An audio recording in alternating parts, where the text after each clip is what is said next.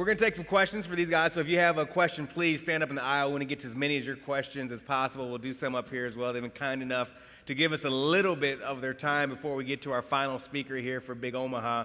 Ev, people really resonated, of course, because you're from Nebraska with your talk. I'm really curious if you could share a little bit, and then for folks here, I know, Alexis, you're from Texas, you're from Las Vegas originally, and we're all living in different places now, though you are from California.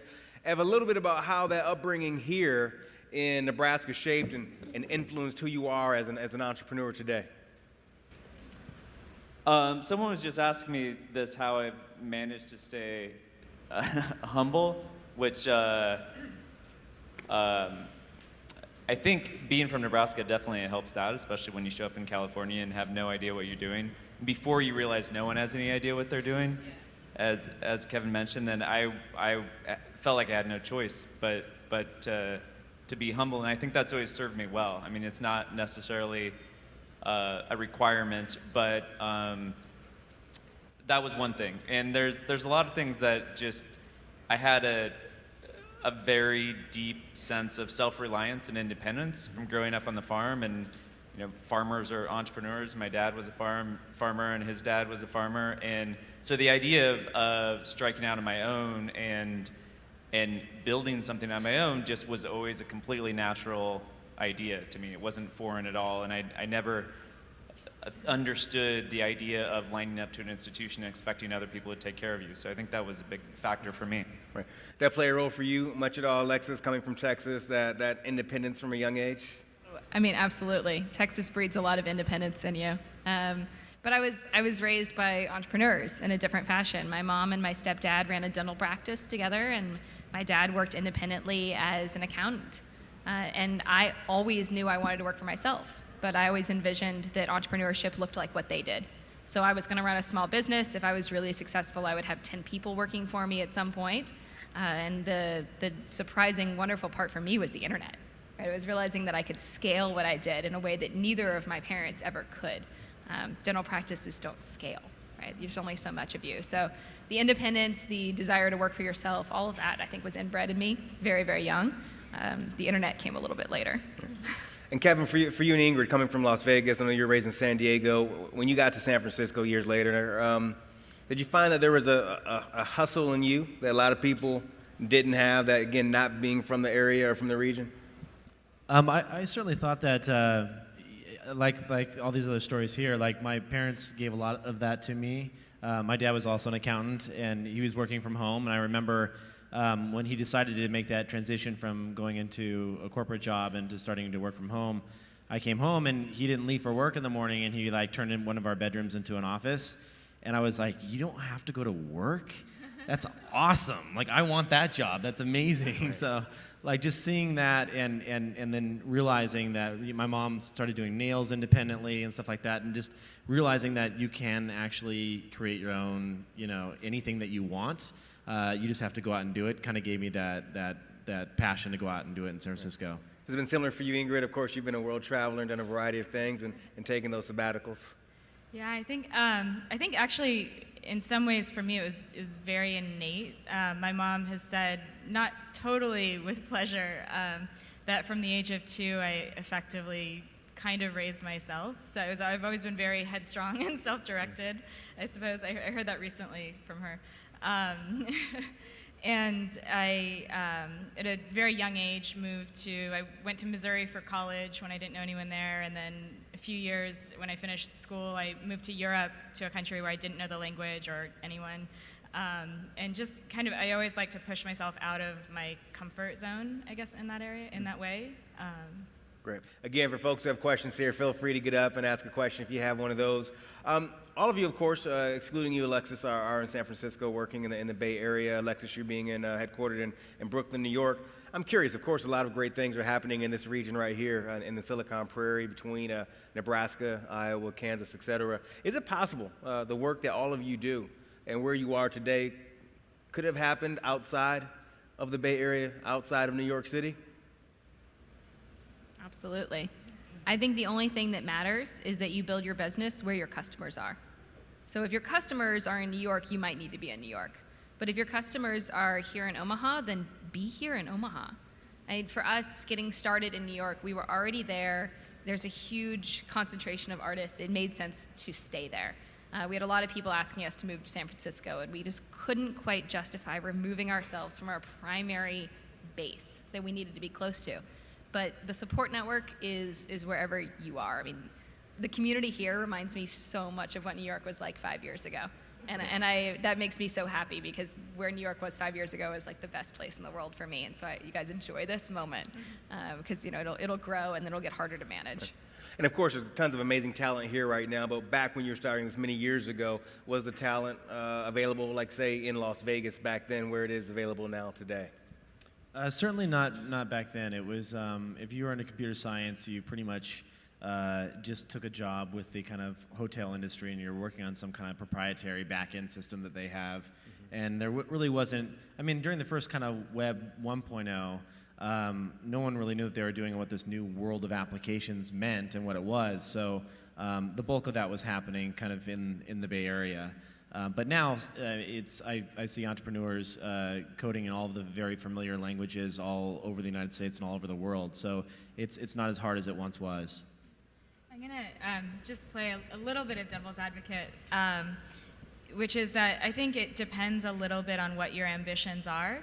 There are certainly a handful of examples of companies that have scaled tremendously that have started in other places, but the reality is the ecosystem that exists in the Bay Area right now, and the depth of experience and the investment you can find and all of that, it truly is very unique. So if you're wanting to really swing for the fences and build something that's going to change the world or be a billion-dollar company, your chances are certainly better if you're a part of that ecosystem. But if you're looking to build a fantastic company that's very strong in a particular market or in a particular area, or a little bit more of a niche, or not that billion-dollar company, I think I agree with all of this, that there's a tremendous opportunity wherever you are.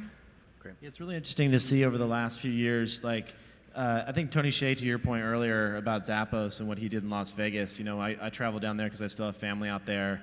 And just, how when he first moved out there, it was a lot harder to get development talent to work on that project. And eventually now they're obviously massive. But I think a lot of it comes down to like the founder as well, like how good the founder is at attracting talent, how well they can sell their vision and really get other people on board.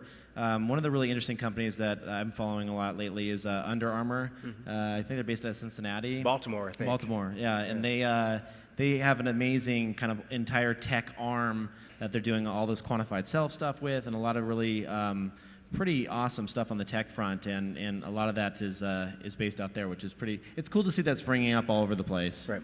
The other thing I'd just add is, obviously it's pros and cons no matter where you are, and one of the pros I would say about being outside of the Bay Area is an ability, I think, even to think a little bit more creatively and openly about what success means, and because it is pretty formulaic in San Francisco, and when it comes to Silicon Valley, and it comes to hiring people, people are very sophisticated about, they want to know if they're joining that billion-dollar company often. Not all of them, and there's certainly mission-driven companies that are less about that, but it's incredibly competitive. It's less supportive probably than an environment like this amongst the companies, and there are communities that are very supportive, but there's just intense competition for everything, and it's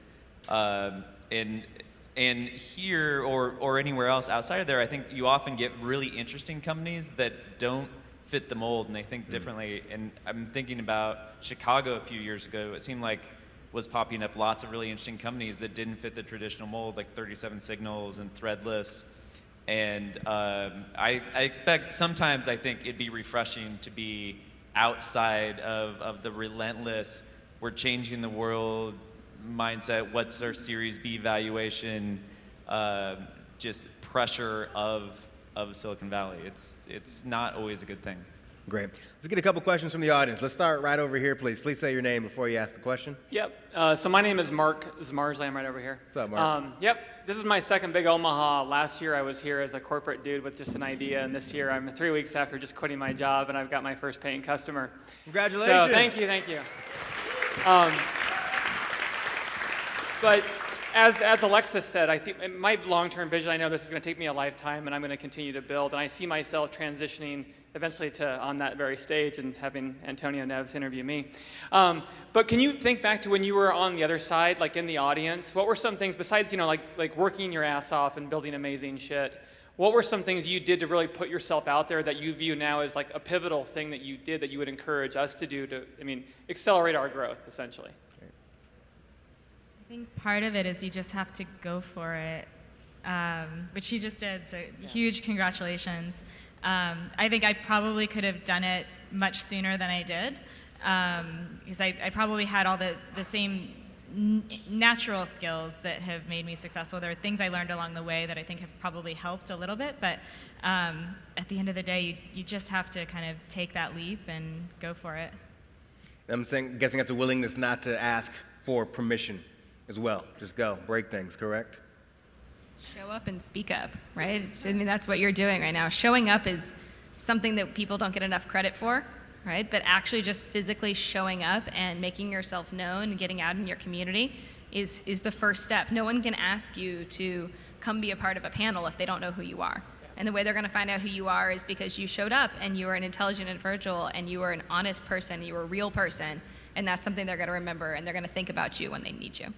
Yeah, I am all of that, so thank you. Thank you for the question. Let's go to a question right over here, please. Yeah, my name is Scott, and I've got a question kind of down the path of the elderly. So you've got, in 6 years, 16% of the U.S. is going to be over the age of 65, 80 million baby boomers coming. We're on the cusp of more older people than younger people in the world, first time in the history of the world. What do you see on the tech side and the internet and in your world? Do you have a vision for how people are going to take advantage of that opportunity in the right way to help people stay at home? They all want to age at home, so there's not going to be enough people to care for them. Do you see anything coming to help meet that demand? Good question. I saw a startup recently that I thought was pretty interesting. That is essentially, we all know that there's a certain point where your parents hit, oftentimes, there's actually data to back this up. I'm not going to give you the data. It's somewhere around 70-ish where their mental decline just starts to kick in, and they're more susceptible to things like fraud and people calling them and scamming them for their money. And so, really interesting startup, credit card company where you issue them a credit card and they monitor all of the different fraud. I'm not talking about, it's not necessarily fraud, it's just, the cold calling companies that are like, hey, you really need this brace, or you need this thing for your house, or just like they're trying to, and they put a stop payment on all that stuff so that they can pick up the phone and they can be like, oh, that sounds great, and then they put their card in and it just doesn't work. There certainly needs to be a lot of tools and tracking and things of that nature. But I also think on the flip side, we have to figure out how to develop a culture that really appreciates and respects the elderly more. I spent some time in Okinawa, which is a little island off of central Japan, where there's more people over the age of 100 than any other place on Earth. And one of the things that they attribute to their one, they don't even have a word for retirement. So they're always active participants in the community. And then also the culture is that as children, we would look to them as being this, not just someone that's aging and, I got to go take care of mom because she's going to pass away in a few years, but as these like vaults of wisdom that is to be respected. And the older you are, the actually more valuable you become. And I think that we got to figure out ways that we can shift that mentality so that we respect our elderly and want to naturally care for them more. Yeah.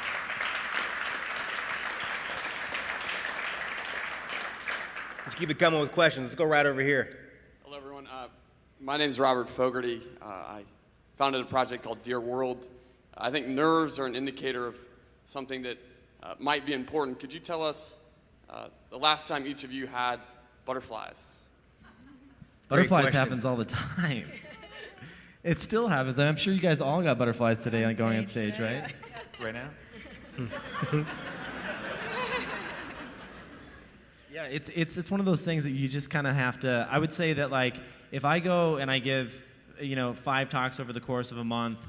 By the 3rd or 4th one, all of a sudden you're like, okay, I kind of got this, right? And then you go like 2 months without giving one. We were just talking about this the other day. And then you get on stage and you're like, oh shit, I'm a little, wow, it's been a while. And there's a lot of people out there. And so it's just a natural thing for me. I think it doesn't go away. You just have to kind of deal with it. Yeah, there's definitely Xanax. On stage. But do you mean just in this kind of environment, or like? Well, I think daily life? nerves speaking in front of people. Let's outside of public speaking. But nerves that you're doing something right. Maybe that moment they're talking about when fear and kind of excitement work, where you're onto that new idea that you're excited about but maybe scares you at the same time. Is that like an indicator for any of you that means it's go time? Yes. Talk more about If you can't sit still, like you have an idea and you're really excited about it, and you want to tell other people about it, oftentimes, at least for me, that's an indicator of something really awesome. It's kind of tapping you on the shoulder all the time. We're going to I was going to say, I think a lot of times, counterintuitively, many of us are more afraid of success than we are of failure, oddly enough. So when that fear arises, I think taking a moment to check in with it and really get a sense for where it's coming from. Like, am I truly afraid of failing? And if I fail, what's the worst thing that could happen? And if that happens, am I okay with it? Like, am I still going to be alive and safe and all of that? That's easy to kind of counteract. If you check in and you realize that your fear is a fear of success, that takes a little more work to navigate through. And I think a lot of times we hold ourselves back more because of that fear of success. further on that point, I'm curious how, and I'm sure the audience may be curious as well, how you didn't lose that hunger. I mean, you had some successes quite a few years ago, but you kept going, you didn't stop. How did you not just say, all right, I'm good, and you still were hungry to create something new? I'm not sure. It just didn't go away. I tried to become a ski bum after I left Twitter, and that was very boring. I just wanted the challenge. I wanted to do stuff. Yeah. And everything I've ever done, I've been proud of it, whether it succeeded or failed. But even the successes I felt were unfinished, and there was so much more to do. That is just the most satisfying thing to do for me, is to create things. And I've always, I don't know if this also came from growing up on the farm or what, but this idea of creating things is, for I think most entrepreneurs, probably most people in this room, is what drives you. It doesn't have anything to do with that. Oh, I created something, so now I'm satiated. I don't need to create something anymore. That never happens for me, and most people I know. Great. Let's go to another question right over here, please. Hi, my name's Alex Kuklinski. So I founded a technology news site, and it's aimed towards lowering the bar of entry for non-technical people, especially here in the Midwest. And my concern is, there's a billion of these websites all over the place. Like everywhere you look, there's always a tech site. And so obviously you try to differentiate yourself. And you look at sites like The Verge, who are relatively new. Recode just started up not too long ago. And they have these huge budgets, and right now it's just me. So, it's kind of nerve-wracking sometimes when you're dumping money into this, and you see within the time that you started, Recode, for example, probably has a huge budget, and my budget's like $1,000 every now and then, So my question is, do you think that this market is too saturated? And, I'll see that, hardware companies and software companies, they get funded, but I don't really ever see media companies getting funded. It's always a larger organization kind of feeding specific interests. So I just want to see what your thoughts were on that. Why'd you create it? Why'd I create it? Yeah. Well, when I was in high school, someone asked me how to do something technical, and it kind of went over her head. So I made a YouTube video about it, and it took off. So I figured, well, I'll keep doing that. Right. So that's what I've been kind of doing. And when I had a YouTube page for the longest time, and it was generating money through AdSense. And then I decided to start Techno FYI, which kind of does both video and text tutorials as well as news. So it's kind of, I wanted to help as many people as possible, because sometimes I think that a lot of the how-to content out there is subpar and they assume too much.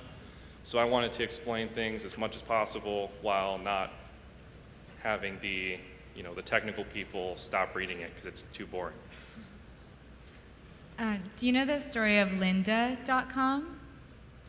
I've Have you heard heard of of- them, but I haven't actually heard of their story before. It might be interesting to look at. They basically started bootstrapping, and they were from the very beginning at a very small level, cash flow positive, teaching things like how to use programs like Photoshop, and they're now doing over $100 million in sales. And it's been a while, so they've been going for over 10 years. But it might be an interesting story to look at, because I think sometimes the default expectation in the ecosystem we play in is that we have to go out and raise a bunch of money and go from there. And a lot of times the right answer for entrepreneurs is actually just to look at how can I just day by day bring in a little bit more money to cover my costs a little bit more, to help me transition from my safe corporate job into a more free lifestyle. And I think these guys would probably agree that path also can be a lot less stressful than going the route of raising money. So. Yeah. Yeah, I think also just playing to your strengths. I mean, you have to understand when we're talking about Recode or some of these others, they're based out of the whole Bay Area. So when they want to go have a conversation with someone, they just drive across the street and they get that exclusive interview. They have that really compelling content and they do a great job at that. And so it sounds like you've really figured out something with your really basic, really dumbed down, awesome content for the first time user. Just knowing that that is your strength and like building a business around that is probably better than going after like traditional tech news where it's already pretty saturated. The only thing I would add to that is don't be afraid to ask. I mean, the worst thing you can be told is no, right? So if there's somebody that you want to interview or a story you want to tell, I mean, like you said, there's no use in telling the same TechCrunch story, but there's lots of stories to be told. There's different stories to be told for people in this room, and the worst thing they're going to tell you is no, we're not ready to talk about it, or we don't want to talk to you about it, and that's fine. But you'd be amazed how often you could cold call somebody or cold email somebody, and they'll just appreciate the fact that you bothered and be happy to talk to you. Thank you for your Awesome. question. Let's go right over here, please. My name is Erica Volker. I'm the director of the Partnerships for Innovation, which is a statewide consortium of our high schools and community colleges in the state of Nebraska. We're working on strengthening our talent workforce pipelines for all of our high-wage, high-skill, high-demand occupations. We have a real need for IT. We recognized that yesterday. We need over 1 million positions will probably be unfilled. What advice would you give to education on how to assist or strengthen that pipeline? Any ideas on strengthening the IT pipeline here domestically? We hear a lot of conversations about trying to increase the number of immigration visas that we want folks to come inside because we have such a low number. Any thoughts on that? Of course, we got programs like Code 2040 that Laura talked about yesterday. I see a lot of companies that are going out and actually subsidizing the cost of further education in the technology space. So they'll go in and say, even though we're not a technology company, we're going to need we see a need for this. So they work with someone like, a Treehouse is a great example of an online learning. They teach you coding or Ruby or whatever you want to learn, and they'll come in and cover that cost, which is, for the individual $30, $40 a month, and then they can get certified and take these courses and then find jobs even within their own company after training up for, a year and a half. I remember taking typing class in high school. The cardboard over the thing so you couldn't see what you're typing. Yeah. And I think now there's these programs you mentioned, other online tools, there's such an opportunity to expose students to the basics of development. We have a member of our team who just started teaching herself to code about 10 months ago. And she joined us as an engineer, and she's fantastic. A fully contributing member, writing fantastic code just 10 months later. So a lot of these skills are possible to pick up in a somewhat short period of time and without a huge amount of effort. And it doesn't have to be your high school teachers that are teaching it. They're great online tools that they can just supervise the children using. I can't echo that enough. We've hired almost entirely self-trained programmers. When you want to do this, what your background is, I mean, whether you learned it in college or in high school matters so much less to me than how much you love it and how dedicated you are to being a great developer.